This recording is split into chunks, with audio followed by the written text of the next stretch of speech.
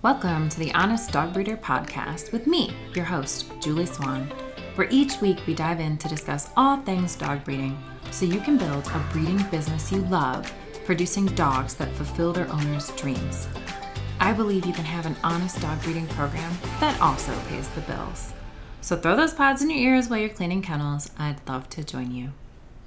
Back when I was teaching aviation, one of the items in our instructor handbook addressed helping students work with and manage stress. The one that always stuck out to me was change your perspective. I remember the picture in the book. It was a landscape and it was seen through a box, which I guess was supposed to be a window or a picture frame. Change your perspective.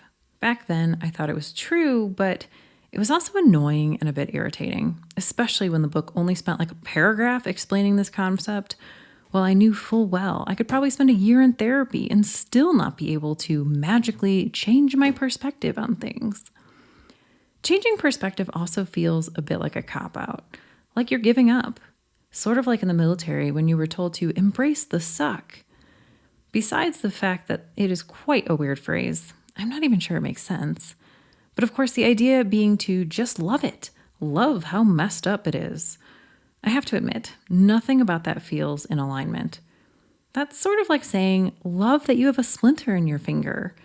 I don't know about you, but I don't think I would be inclined to love that, let alone forget it. In fact, I think I would be more inclined to focus on nothing else until that was managed. I'm really big on alignment, which isn't really me telling you I see the chiropractor all the time. I should actually see him more frequently. He's quite talented. I tried acupuncture for the first time last month, and I swear I reversed 12 years of pain in my back. Yet I digress. Alignment is not just your body, but while alignment in your body is important, I'm more referring to allowing your heart and mind to get on the same page. It shouldn't be a fight. You don't want your mind to tell you to drive harder, push farther, and to give up sleep while your emotions are being dragged, kicking and screaming in frustration, aggravation, and exhaustion. That's not necessary. When in alignment, things are easier. They sort of fall into place. Now, I can hear you. I can feel you rolling your eyes at me, you giving me that irritated smile like, sure, yeah, whatever, Julie. What planet are you from? Puppy poop cleaning will never be something I love and feel in alignment with. Now, while I get it, puppy poop sucks. I don't want you to embrace that suck, but could we see it as an opportunity, a spark to get our attention? Recently, as I've been dealing with my own life journey, I've been realizing that every problem is really an opportunity. While this is technically a change of perspective, I find it much easier to look at the world through this looking glass. Every problem is an opportunity. Instead of feeling like I need to embrace the suck and pretend to love something that I hate, I can see it as a mystery, a problem to solve. If every problem is an opportunity, then, in fairness, I am definitely surrounded by opportunity. And doesn't that sound a whole lot better than I'm surrounded by problems? When I was first dabbling with this concept, my questioner brain was trying to break it, but I couldn't. Oddly, I just reinforced my thoughts of it. My grass wasn't very thick and the weeds were taking over. It was a problem for me to solve, an opportunity for me to learn more about my grass and take care of it. I had the thought that maybe it needed more water, that maybe it was depleted in nutrients. So I took the opportunity to learn and bought a small bag of fertilizer. I spread it by hand to really be a part of the process. I wanted to be there with my grass so she didn't just get the nutrients she needed, but that she knew I was invested in her survival and thriving. I water by hand, if you'll recall. She's only about 20 feet by 20 feet or 6 by 6 meters. I like to walk out barefoot and feel the water from the hose get between my toes. I like to feel the grass with my fingers, seeing all the new growth. The little bright green stalks shooting up, daring to grow right into the fire, known as the Arizona sun. Those stalks grow out of the ground, trusting. They don't hesitate. They just grow. When they get cut, they just get denser and grow some more.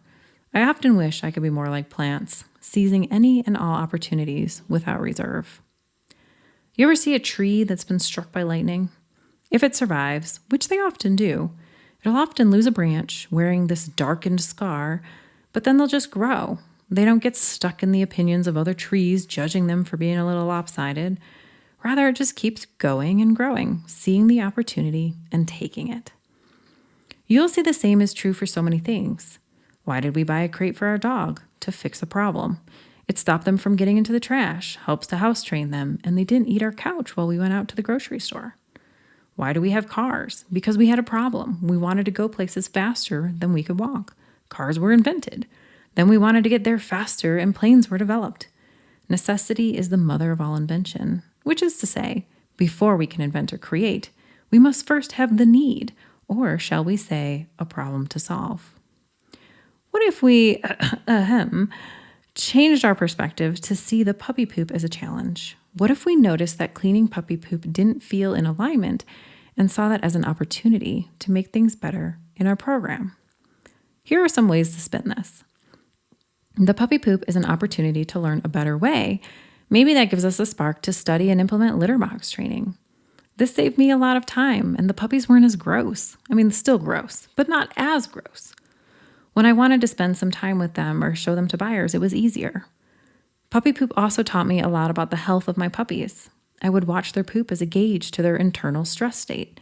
I knew if they were stressed out, then the poop would get softer. If they were sick, it would get really bad. I learned what Giardia looks like, what it smells like. Don't worry, I haven't tasted it.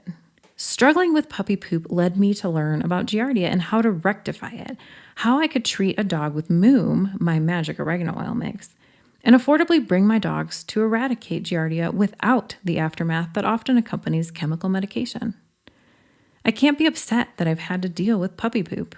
While it wasn't without heartache, it was an opportunity to learn and be better.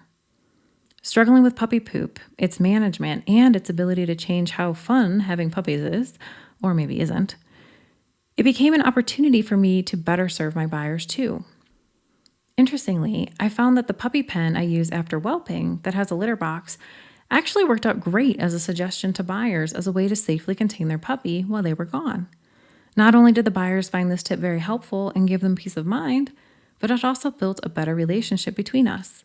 I found it made their lives easier, and as a side benefit, they felt they could be more open with me about the frustrations of puppyhood, because I was open about how it can be frustrating. A better relationship led to more information about my dogs, my buyer struggles, and allowed me to create better educational materials for my buyers so they were more prepared. You might feel that stress when buyers contact you with a problem.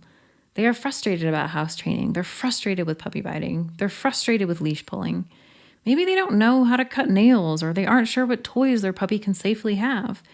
Instead of being irritated with all these and feeling inclined to send them to Google to go figure it out, we can look at these problems as opportunities to better serve our buyers. These little moments build momentum. Maybe this litter you create a worksheet on tips and tricks for house training. Maybe next litter you make a worksheet about your favorite activities to wear a puppy out so they sleep better. Soon you have a whole guidebook to give your buyers, either digitally or physically. This is the premise behind my Puppy Guide Masterclass, to help you talk about the 5 pillars of dog ownership and how to share that with your buyers so they're more successful. Have you ever been frustrated at your wit's end and then you meet just the right person and they hand you exactly what you needed? Sometimes that's a supplement. Sometimes that's a great conversation. Sometimes it's the perfect book or the perfect YouTube video. And when you indulge, it all just clicks. You can be the saving grace for your buyers. Every problem they have is an opportunity for us to be their partner in crime, a team together. We can be their relief. We can help them have the life they want with their puppy. It surely starts with our breeding decisions, but it ends with our customer service. If you can provide the customer service along with great pups, it's the magic sauce. That's what'll bring your program to the next level. Breeding is so much more than just the pups we produce. Now, are you struggling to sell your puppies in this market as it normalizes? Many breeders have expressed their frustration as the market is doing a little ebb and flow. It can feel like such a sinking feeling when you can't seem to find good homes for your puppies. You start to go through these negative thought patterns where you feel like maybe you're not a good breeder. You're failing your pups. You're failing your family. You're wasting your money. I know those feelings. Those thought patterns. They're quite defeating. Let's harness our new thinking. Every problem is an opportunity. What opportunities does this market provide us? If sales aren't just easy anymore, what opportunity lies in front of us? It's an opportunity to be better, but how? For me, it's an opportunity to review your business and the marketing. So many breeders think that the pricing is all that's involved when the market is slow, but really it's not so much the pricing, it is the ability to get in front of the right buyers, especially when the economic scales of supply and demand aren't in good balance. There's more supply than demand. However, as your marketing improves, so do your buyers. Not only are they better buyers in the sense that they're more in alignment with your breeding program, but also they'll be willing to pay your price because they trust you and are sold on getting a dog from your kennel specifically. That's the key, getting them sold on your kennel specifically. How do we do that? It all starts with intimately knowing your ideal puppy buyer. I know, it sounds like I'm beating a dead horse. Here's what's interesting though. Despite me saying that, the vast majority of the breeders I speak with don't know their ideal puppy buyer well enough. New breeders or seasoned, it is still the number one problem I see getting in the way of success for most breeders. Even for those who seem to have a fair handle on the person and the lifestyle their dog should provide, they are often failing to put that into their marketing or on their website. A good way to do this is to incorporate stories into your marketing that don't just tell the buyers what they'll get with words, but illustrates it with micro stories, little moments that show buyers the lifestyle. Don't say that a dog is attentive. Elaborate that idea with a story. Maybe that dog is so attentive that you don't remember the last time you went to the bathroom by yourself. Maybe that dog is so attentive that not only does she watch the movie with you, but she gives you a look of irritation when you're chewing the popcorn too loudly, interrupting her experience. Notice how I say those things and they jump into your mind like a little movie playing.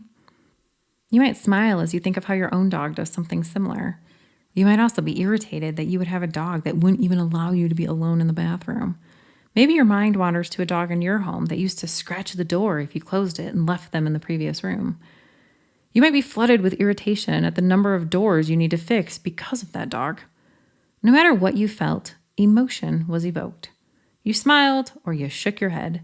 You were anxious or you were relieved you no longer have that dog. See how those little stories brought the dog to life? They made him real. This is what you want your marketing to do. You want to bring to life what life with one of your puppies will be like. Remember, the key to selling puppies is we don't just sell dogs. We sell the lifestyle they provide. This means you need to illustrate the lifestyle in your marketing. Take the qualities of the dog and turn them into a story. You probably don't need to make them up. Instead, you probably be able to pull those stories from your own experience. You can even do this with your kids to get some practice. My daughter, Dakota, is really outgoing. She's quite the extrovert. Now, I didn't know this because she came with an ingredients label. I learned this over time as I watched her interact with other people and kids. If I were selling her, I promise I'm not, but if I were, I might say she is sweet, extroverted, and always up for adventure. But what does that mean? How can I illustrate that for someone? Sweet and extroverted is pretty generic.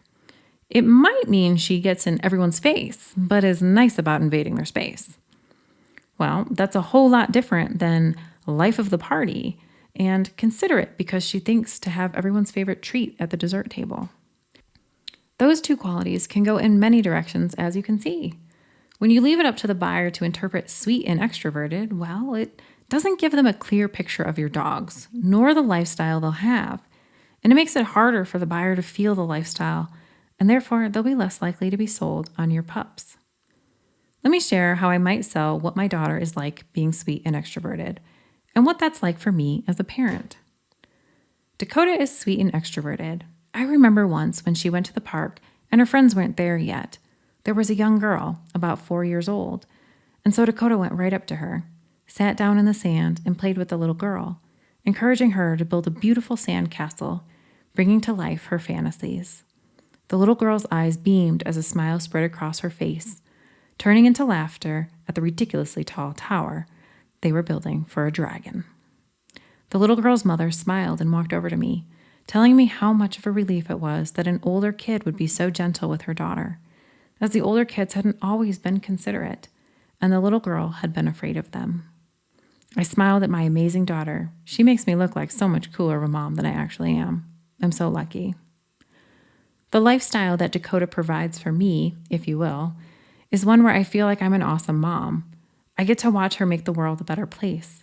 I feel lucky I'm able to watch the growth of such an amazing person, to know her struggles and triumphs, and to love her on all her days, good and bad, so that she gets to be herself in her truest form, knowing she matters and is loved.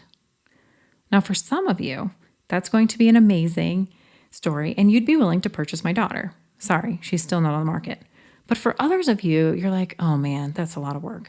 I don't want to have to sit at the park and watch two kids build a sandcastle.